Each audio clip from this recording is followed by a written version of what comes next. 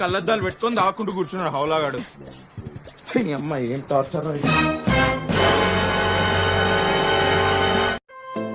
Doctor మా friends అందరు ఇక్కడే ఉన్నారు, వాళ్ళందరికి రక్త పరీక్షలు చేయాలంట. సరే చేద్దాంలే, రక్త పరీక్ష చేసేవాళ్ళంటే ఒప్పుకుంటారంటవా? వాళ్ళని ఒప్పించే బాధ్యత నాది డాక్టర్, వాళ్ళకు రక్త పరీక్షలు చేసే బాధ్యత నీది. నాకు వచ్చిన రోగం వాళ్ళకు వచ్చిందో లేదో నువ్వు టెస్ట్ చేయాలి డాక్టర్. తెగించారా రావేంద్ర చెప్పరే, ఏం ఆరోగ్యం బాగాలేదండి, ఇప్పుడు బాగుందా? బాగుందిలేరా. ఏం బాబు డాక్టర్ని పిలుచుకొని మా దగ్గరకు వచ్చినావు? ఏం లేదన్నా, ఇన్ని రోజులు మీతో సవాసం చేసినా కదా, నాకు వచ్చిన రోగం మీకు వచ్చిందేమో డాక్టర్ పిలుచుకొచ్చినా మీకు పరీక్ష చేయడానికి.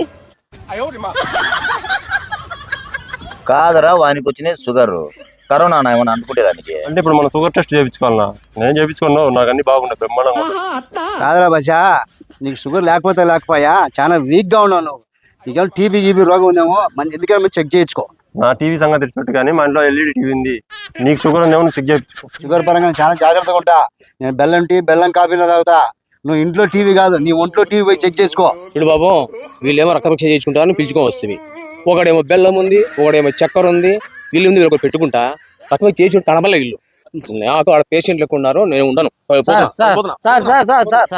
ఒక్క నిమిషం సార్, వాళ్ళు ఒప్పిస్తా సార్. నేను ఒక్క నిమిషం ఒప్పిస్తా సార్.